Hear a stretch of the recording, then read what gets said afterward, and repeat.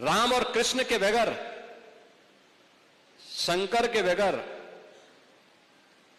भारत का पत्ता भी नहीं हिल सकता है। हमने इसे अपने जीवन पद्धति का हिस्सा माना है और इसीलिए हो सकता है कि डॉक्टर लोहिया की वर्तमान के चेले न मानते हो, लेकिन डॉक्टर लोहिया ने एक बात कही थी। एक बार उनसे पूछा गया था, भारत जब आजाद हुआ, आजाद भारत के अंदर डॉक्टर लोहिया प्रखर समाजवादी थे।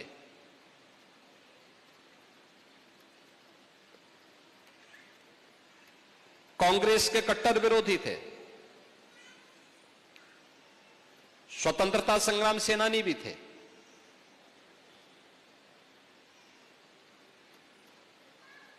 आजादी के बाद दुनिया के अंदर आशंका उठाई जा रही थी कि भारत बहुत दिनों तक एक नहीं रह पाएगा, भारत फिर से विभाजित हो जाएगा। उनसे जब पूछा गया कि लोहिया जी बताइए, भारत कब तक एक रहेगा और क्या भारत एक रह पाएगा? उन्होंने कहा, यह प्रश्न भारत पे नहीं उठने चाहिए। लोगों ने कहा, दुनिया ये बोल रही है। उन्होंने कहा, दुनिया अभी भारत को समझ नहीं पाई है। जब तक भारत के अंदर राम, कृष्ण और भगवान शंकर की पूजा होती है, वो रहेगी, तब तक भारत का कोई बाल बांका नहीं कर पाएगा।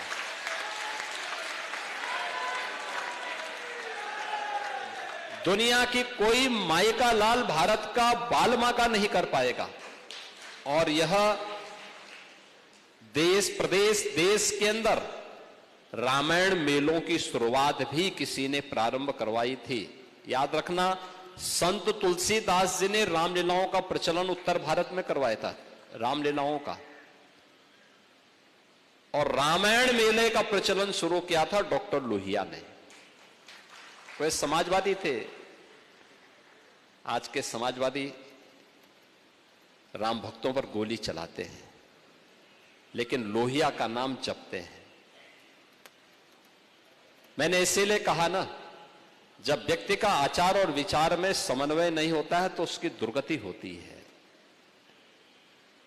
और जो राम का विरोधी है उसकी तो दुर्गति हमेशा होनी ही होनी है। उसको सफलता नहीं मिल सकती है, उसको सद्गति भी नहीं मिल सकती है।